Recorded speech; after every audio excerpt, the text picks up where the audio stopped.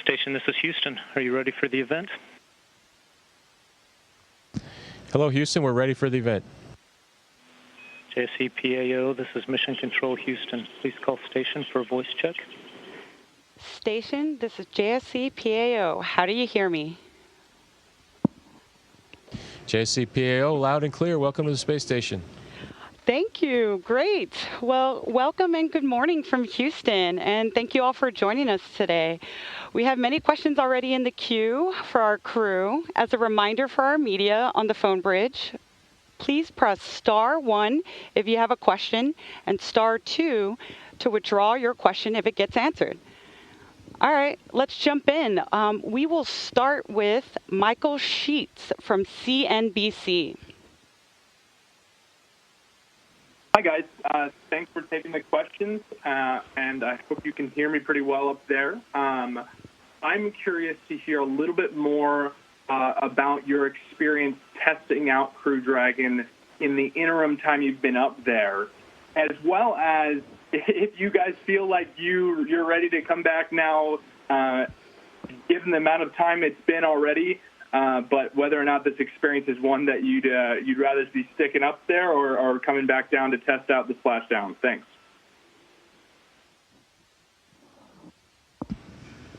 Well, Michael, that's several questions. I'll see if I can remember all of them. But I think, from an on-orbit testing standpoint, we did habitability testing. We tested interfaces. We tested emergency comm. We tested emergency equipment. And just generically how we work with the Dragon docked on board, transferring equipment, transferring supplies. We're going to do a fair amount of that again tomorrow when we return equipment or supplies back to Earth. So most of that went exactly as we planned. There was a couple little tweaks here and there, but for the most part, we've had pretty good luck with Endeavour as far as on-orbit testing. It's performed just like it did for launch and rendezvous. So we expect nothing different for the splashdown. Our experience up here has been like I think every space flight for most of us is a once-in-a-lifetime experience, and this one probably is a great topper, at least for me personally, just to be able to live and work aboard Space Station, a facility that the three of us all helped build during the shuttle flights. And just has been great to be a crew member with Chris and Bob on a day-to-day basis, supporting ISS operations, supporting science, supporting maintenance, the spacewalks, the 4 spacewalks that these guys did, the robotics that we did. It was just an incredible experience, and one that I will absolutely never forget and I'll always cherish. Thank you. So next up, we have Russell Pounds from Pacific Rim Media. Good morning. I'm not sure which one of you may have had this experience, but there's a quote I've always appreciated from Arthur C. Clarke. It says, "Any sufficiently advanced technology is indistinguishable from magic." So the question is, what experience did you have that gave you that aha feeling and embodies that notion of the first gasp of delight? Thanks.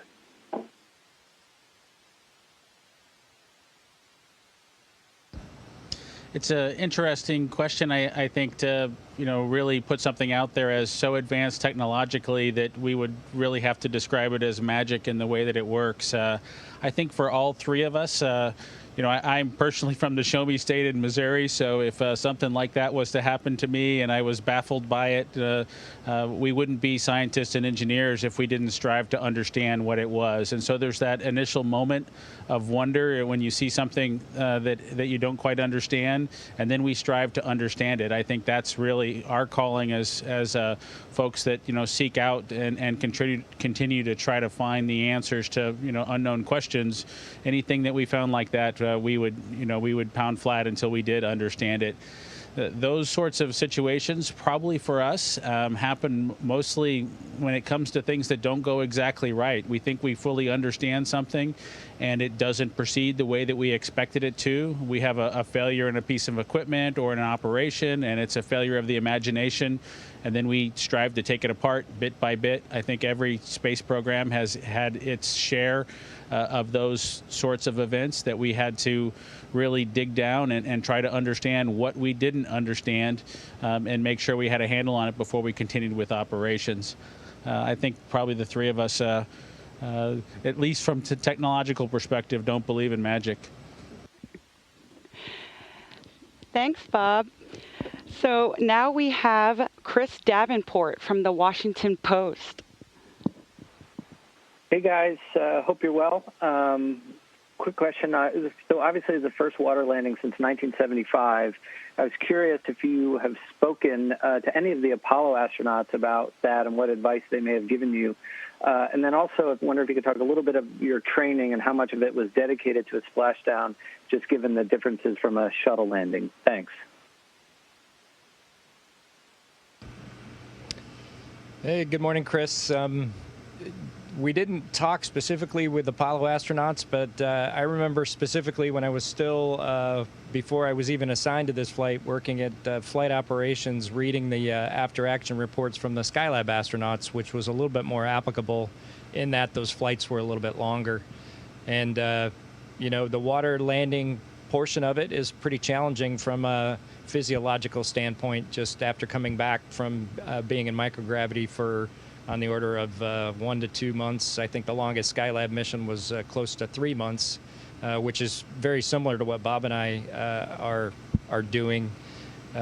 Obviously, there was some challenges post splashdown. You know, folks didn't feel well, and you know, that is the way it is with a water landing, even if you're not deconditioned like we're going to be. So we think what we need to do is do our fluid loading properly. We've exercised very hard while we've been up here, and we're just trying to put ourselves in the best posture to be able to deal with those effects, and we'll just see where it goes from there. The ground teams are fully aware of the challenges of the water landing and what it does to the human body, and you know, we'll just take it from there once we get on board the ship. We've got the flight surgeons on board that will be able to help us as well. So all those things are have been thought about and are in place, and you know, other than that, it's just time to go give it a try and see how it goes. All right, we'll go to Eric Berger from Ars Technica. Hi, guys. Looking forward to seeing you come home, hopefully this weekend. A couple questions. First of all, is it true that technical documents refer to the toilet on board Crew Dragon as Komodo Dragon? And how would you characterize the habitable volume inside Dragon? Like, would you be comfortable in there for more than a couple of days with 2 or 3 people, or is it kind of cramped?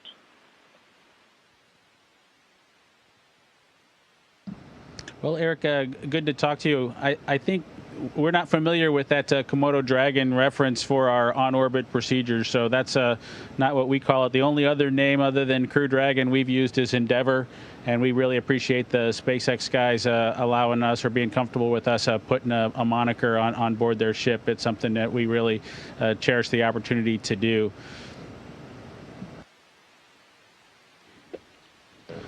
And as far as the habitable volume inside of the Dragon capsule, it's relatively small. So if you tried to put a full crew of 7 like we had on the space shuttle days inside that volume, it would be a stay in your seat sort of a situation. But with 3 or 4 people, the operations normally will, you know, your job will be to be in your seat for the ascent and the docking, and then of course the splashdown. And so there's plenty of room in those locations, and around the interior of the vehicle, you know, there is some spaces that folks can get out of their seats and kind of have their own small area to be in. So I wouldn't say it's a phone booth sort of a densely packed, but it definitely is cozy if you were to get up to 4 people. All right, now we have James Rogers from Fox News. Good morning, guys. So I have a quick question with regards to the splashdown. 2 questions, really. Obviously, the splashdown is such an iconic moment in terms of in terms of space missions we've been seeing that, you know, so what's your first experience of watching splashdowns on TV? And also, kind of related to that, we have this new spacecraft, it's been designed to perform better in a splashdown scenario. How does what this capsule offer kind of differ to the to the capsules that we've seen used in previous splashdowns?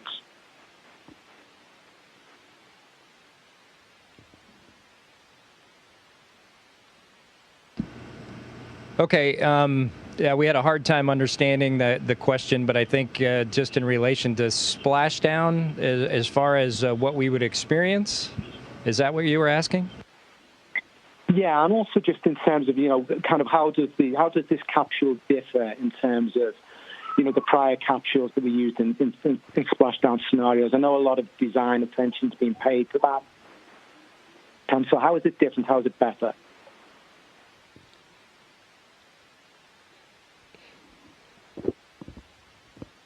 Okay, I think we got it that time.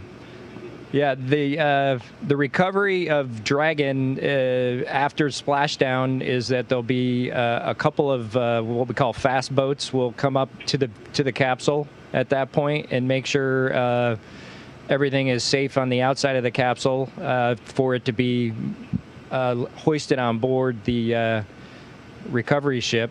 And then at that point, the recovery ship is moving in and in communications with the fast boats. And once everybody gives the thumbs up that we're ready to be hoisted aboard, it'll get lifted aboard by a crane and cradled on board the aft portion of the ship.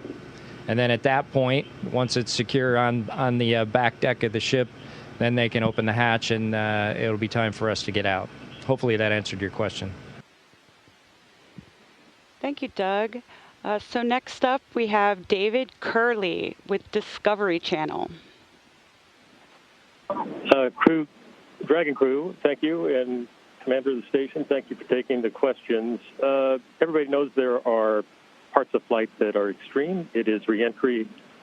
In this case, the chief engineer of SpaceX says he's a little bit worried about plasma and potentially getting into the Super Draco pods. Bob, you said you weren't nervous. You're a lot closer now. What do you think? And Chunks, did you just say you're going to have a bag ready, which is completely understandable at splashdown? Thank you.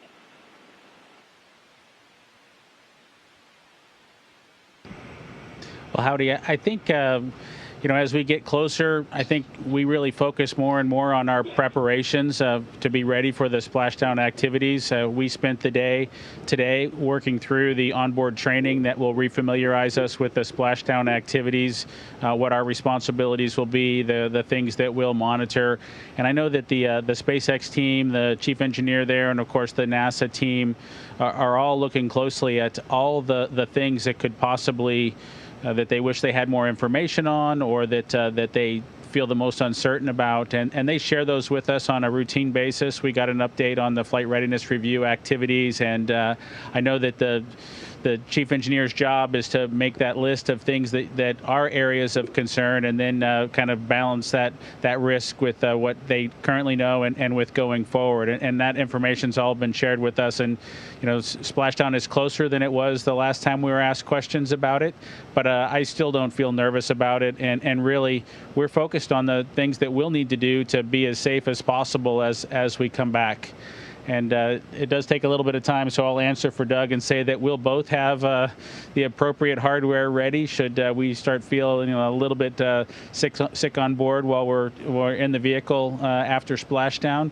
But we know the team is going to get us pulled up and on board the ship relatively quickly, and so we're expecting to be as prepared as we can be and have a really good feeling of about being kind of under control as we get through all that. All right, next up we have Andrea Leinfelder from the Houston Chronicle. Hi guys, looking forward to having you back in Houston. My question is also about splashdown. The vehicle pretty much lands itself, so I'm curious what you guys think you'll be doing, what you think that experience will be like, if you'll be monitoring anything or looking out the windows or just holding on. Thanks. Yeah, for the free flight portion of the flight, in other words, after we undock and phase our way back towards the deorbit burn and the reentry, we'll spend a good share of that sleeping, and then monitoring the systems prior to and after we wake up. Then once we wake up, we will eat, fluid load, go through suit up, and then work our way into the entry portion of the flight, and then the deorbit burn, or deorbit burn then entry. So we'll be fairly busy when we're awake throughout the whole process, and then those last probably 2.5 to 3 hours will be very busy as we get suited up, strapped into our seats, and then we'll be monitoring all the different systems of the vehicle, ensuring that it's doing what it's supposed to be doing as we work our way back towards Florida.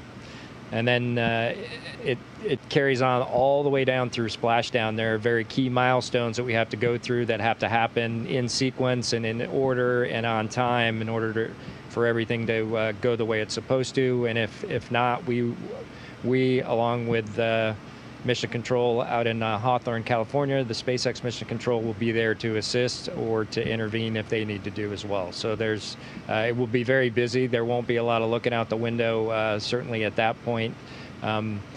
Where we sit in the vehicle, we can see through those forward windows somewhat, but mostly we'll be focused on the displays and the systems of Dragon.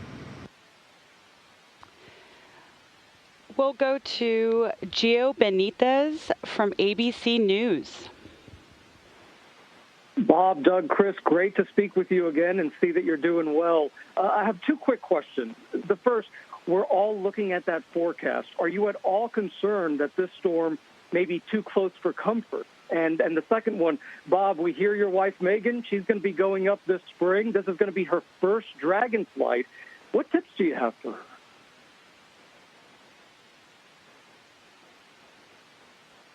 Well, I think from a weather perspective, just like everybody else on the NASA and SpaceX team, we look forward to the weather forecasts that are coming out daily at this point, and they'll even get more frequent as we get closer to the actual splashdown. I think on launch, the departure day, we'll start to get, every 6 hours, we'll get another forecast, sort of an update.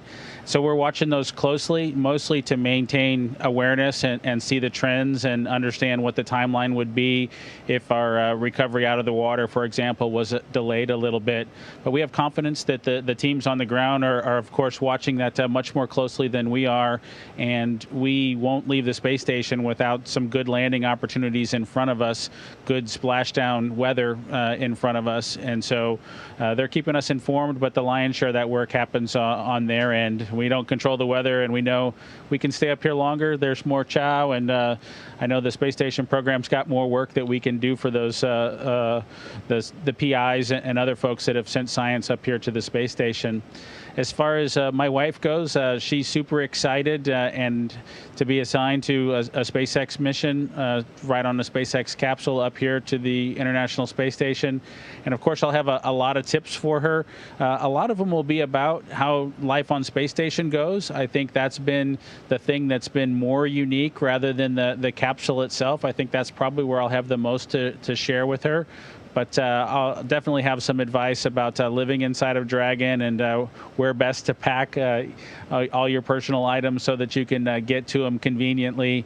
Because if you, just like any trip that you make, if you pack things appropriately, it can be a very fun trip. If you pack everything at the bottom of the big van that you take when you go on vacation and you got to get it all out one item at a time at various times, it can be tiring and can eat into your enjoyment on the trip. And so I'll definitely have some tips for her, but it'll be hard to tampen out all the excitement that she has with any suggestions I have.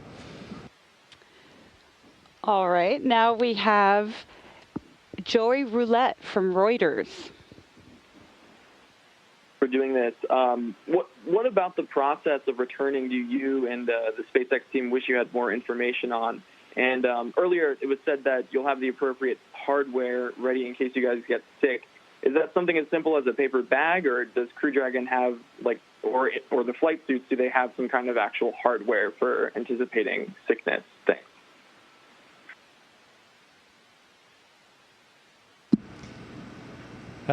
I didn't get your first question, but I certainly can answer your second one. Yeah, the appropriate hardware, just like on an airliner, there are bags if you need them, and we'll have those handy. We'll probably have some towels handy as well. And, if that needs to happen, it certainly wouldn't be the first time that that's happened in a space vehicle. It will be the first time in this particular vehicle if we do, but not the first time by any stretch. As folks that fly in space know, that sometimes going uphill can be a little bit have an effect on your system, and sometimes coming downhill is the same way. So we'll just have to see how it goes, and we'll certainly let you know. What was your first question again? The first question was, what about the process of returning do you and the SpaceX team wish you had more information on? Yeah, I think, the biggest challenge, and it was that way with shuttle, is just the weather that we need in order to return home. Shuttle had some fairly significant weather criteria relative to Dragon, or capsule vehicle, but we still have weather to deal with. And of course, anybody who's lived on the Gulf Coast or anywhere in the south along the coast in the United States knows that August and September are tough months to deal with the hurricanes that always tend to crop up, and 2020 seems to be a pretty active year by all accounts. So I think the biggest thing we'd all like to know is just the weather. But as with any tropical system, they're, even with today's technology, somewhat unpredictable. They wobble, they move, the center moves. And you have fronts that affect them and where they go, and that obviously has an effect on our landing areas. So if anything, we'd like to be able to predict the weather a little bit better than we can, but we have some of the best people in the business working on this for us, and if the weather is not good, we won't try to leave tomorrow. We'll leave on a different day when it is. Let's go to Marcia Dunn from the Associated Press. Yes, hi. For Bob, I'm wondering if you had a hunch before your flight that Megan would be riding your same Dragon to orbit so soon after your flight. And secondly, have you or Doug been in touch directly with Elon Musk during the flight? And if so, what's he telling you? What's he asking? Is he being reassuring about splashdown? Thank you.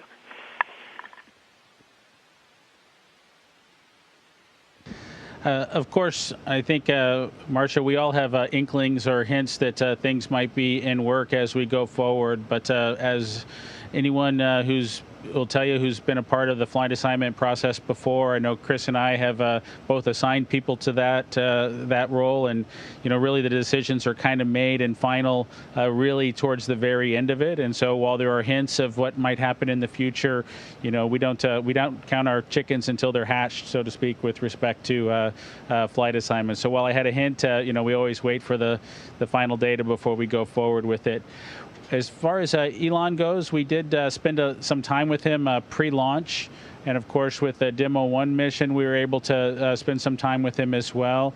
Once we've gotten on orbit, we have heard from the management team at SpaceX. I know Gwen reached out to us, and Hans reached out to us, and of course Lee Rosen, and then their ops team lead Chris Young. So we've definitely been in contact with the entire spectrum of folks on the SpaceX side, and they've all been, it's not reassuring is the wrong word, but they certainly have confidence in the equipment and the plan that we have in front of us, and they continue to tweak and make updates to make it as best as it possibly can be for the splashdown that we're going to go through here in just a couple of days. And so I think that's probably the thing that really is most impressive about that team, is that willingness to continue to improve, to continue to make corrections. There are things that have changed, minor things, but things that they've thought a lot more about and tested on the ground prior to our splashdown. But since we've launched, and we've gotten some updates on those things, and it's the mark of a good team that continues to strive to make the product, make the event as successful as it can possibly be. Now we have Robert Perlman from Collect Space. Hi, guys. The first spaceship named Endeavour splashed down on the Apollo 15 mission on August 7th, 1971, just a few days and 49 years after your expected splashdown. Can you reflect a little bit on the legacy of spaceships named Endeavour, including your own? And do you intend or hope for Crew 2 to continue continue to use the name, or was that a call sign just for your flight?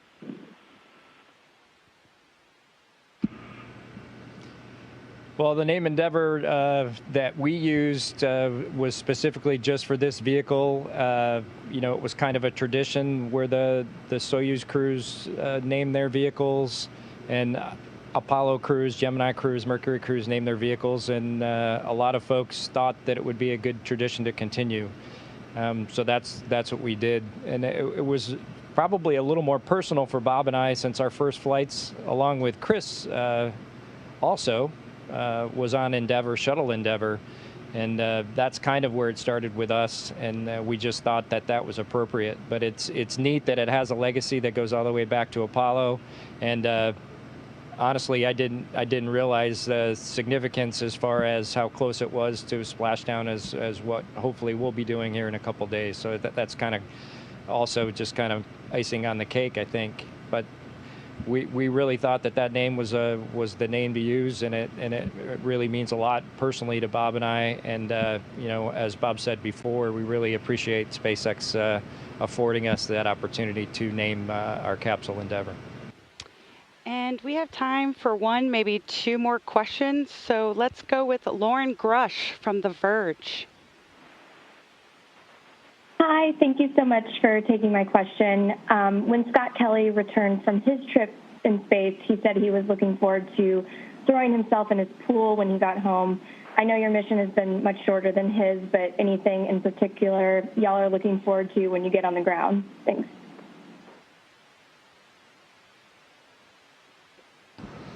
Thanks, Lauren. I think for me, and probably for Doug as well, I think we're really excited to see our families. My son is 6 years old, and I can tell from the videos that I get and talking to him on the phone that he's changed a lot even in the just a couple of months that we've been up here. And so that's the thing I'm most looking forward to is, of course, seeing my family, my wife, and my son. All right, and this will be our last question. We have Mark Carreau from Aviation and Space Technology. Thank you. My question's for Chris. How would you assess what Bob and Doug brought to your mission in terms of contributions to science and technology development, and even just crew camaraderie?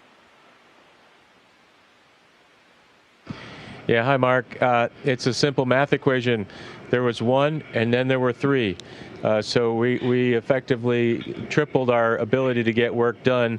And with all three of us having been here before, it was in short order that we were running at full steam and getting all the science objectives, as many science objectives completed as we could. And with that, it was lonely conversations I had with myself at dinner prior to their arrival, and with these last 2 months, it's been fantastic to have buddies at the chow table to reflect on the day, think about tomorrow, and talk about world events and that sort of thing. So I'll definitely miss them when they head back. Well, thank you so much, Bob, Doug, and Chris, and your two special guests over there to your right. We look forward to your upcoming return aboard Crew Dragon Endeavour. And Chris, we will see you back on Earth in October. We've enjoyed following your missions from the ground. Thanks to our participants today, and this concludes our event. Station, this is Houston ACR. That concludes our event as we count down to 20 continuous years of humans living and working on the International Space Station. Thank you.